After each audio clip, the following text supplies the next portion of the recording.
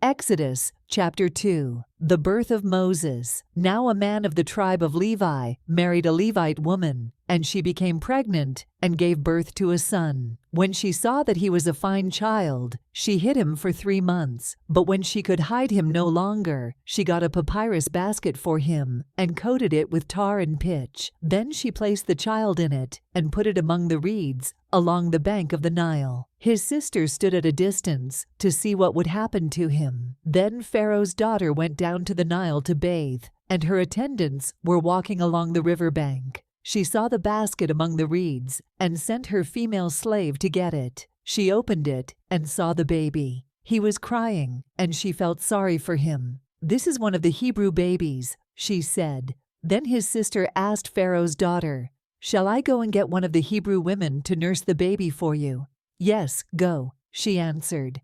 So the girl went and got the baby's mother. Pharaoh's daughter said to her, "Take this baby and nurse him for me, and I will pay you." So the woman took the baby and nursed him.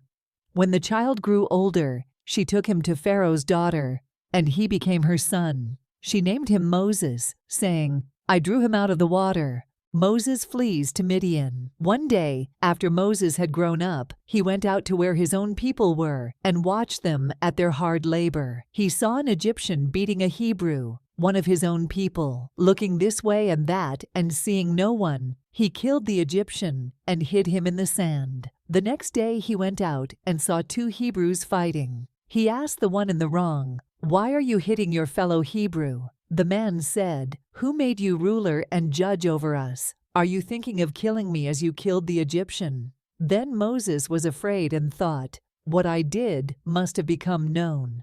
When Pharaoh heard of this, he tried to kill Moses, but Moses fled from Pharaoh and went to live in Midian, where he sat down by a well. Now a priest of Midian had 7 daughters, and they came to draw water and fill the troughs to water their father's flock. Some shepherds came along and drove them away, but Moses got up and came to their rescue and watered their flock. When the girls returned to rule their father, he asked them, "Why have you returned so early today?" They answered, "An Egyptian rescued us from the shepherds. He even drew water for us and watered the flock." "And where is he?" Reuel asked his daughters. "Why did you leave him? Invite him to have something to eat."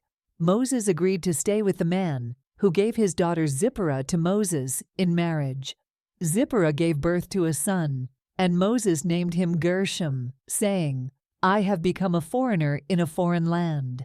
During that long period, the king of Egypt died. The Israelites groaned in their slavery and cried out, and their cry for help because of their slavery went up to God.